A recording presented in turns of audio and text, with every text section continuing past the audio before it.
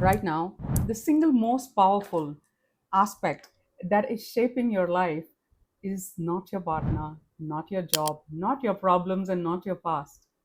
It is the language that you use with yourself when nobody's listening.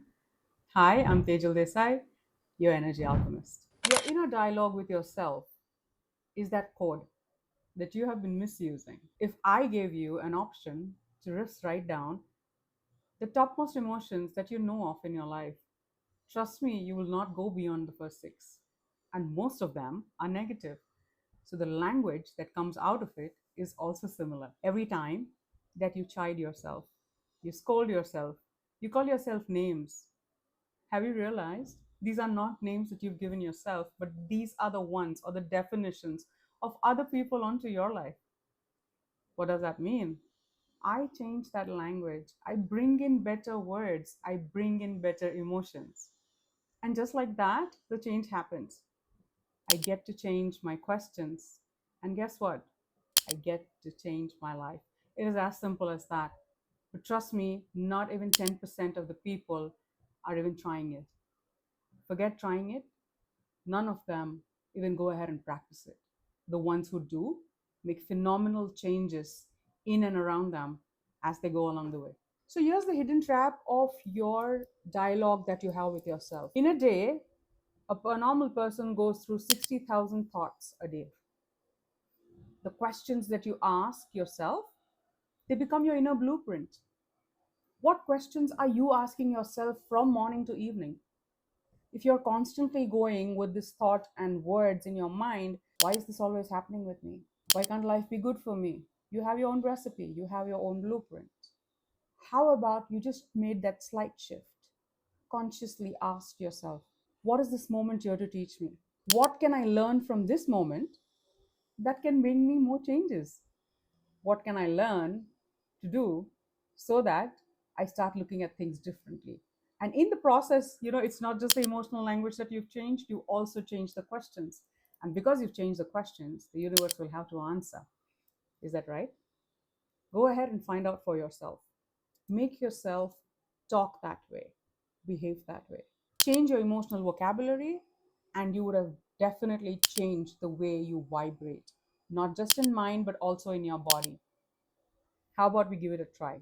Your emotional vocabulary equals to your emotional frequency. If you look at the research of what Dr. Hawkins has mentioned in his map of consciousness, every emotion carries a frequency.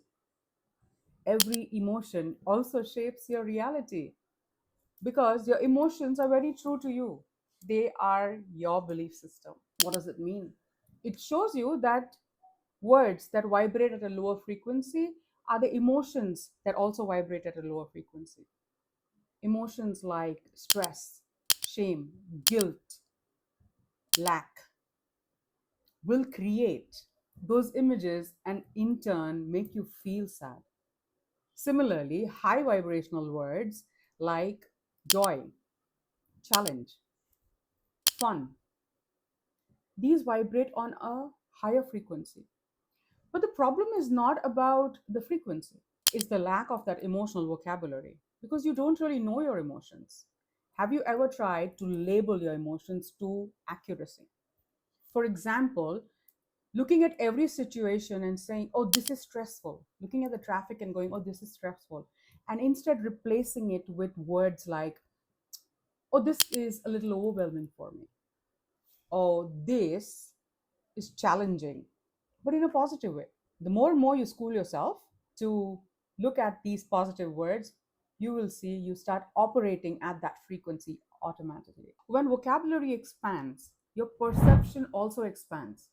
So you've seen people who live in this black and white world. It is not because the world is black and white, it is because they have a very small vocabulary.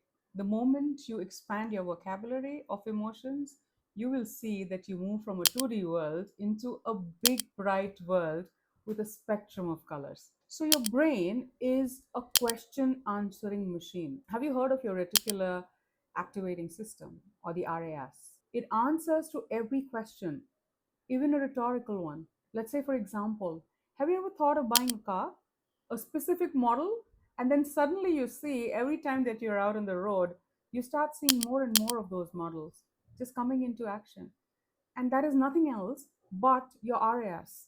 Let's say, for example, you're used to asking yourself the exact same questions, but changing them. Here's a fresh twist. Today, if I go ahead and say, why am I so unlucky? The brain will filter situations that create more bad luck. But then, if I switch that question to, why am I so lucky? And guess what? More and more doors to opportunities start opening up for me.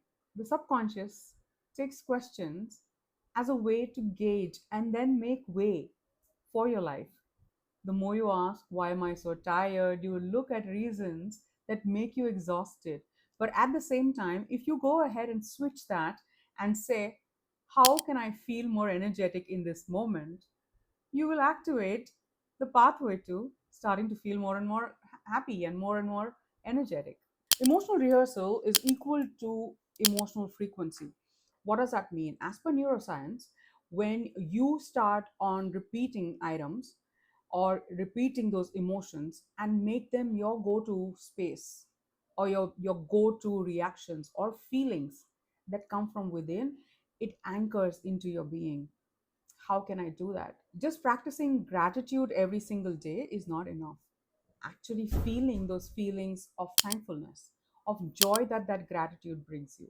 Going ahead and blessing different corners of your house, blessing the person in front of you, blessing the work that you are at, your team members. I'm sure you will find some reason to be grateful for. And that's it. You've just wired yourself into feeling more joy through your gratitude. So, here are 5 tools to make that shift energetically, emotionally, and with your questions so that it aligns your frequency. Tool number 1, include more vocabulary in your adjectives. Practice various emotions, connect with them so that they show up more and more, the ones that you really, really want to key in. Yes. Secondly, power questions. Go ahead and change those questions. Why do I make so much of money so easily? Why am I always graced with a lot of blessings of the Almighty and my family members? Every time I drink water, I get healthier. These are just little ways in which you can start working on. Tool number 3, name the opposite emotion. The moment you feel some kind of negative emotion coming through, acknowledge it. Say you're feeling sad, but now, what is the opposite of sad? How do I want to feel? Do I want to feel joyous? Do I want to feel calm? Do I want to feel peace? Start practicing that. I feel sad right now, but I know that this is the process to step into my calm, into my peace, and own it. Tool number 4, bring this all together. Create your very own powerful phrases, things that you say to yourself every day in most challenging situations. Instead of saying, oh my God, I screwed up, how about saying, oh wow, this is something new for me to learn. I never really thought it in this way. I enjoy the challenges that come my way because through them I grow. Your words aren't describing your reality, they're shaping the one that you want to create for yourself. So ask yourself this: what am I creating today through my vocabulary? And build on it. If you like this content, go ahead and follow us. Follow us for many more transformative tips that I share through this medium. And also, if you think someone needs to hear it, please share.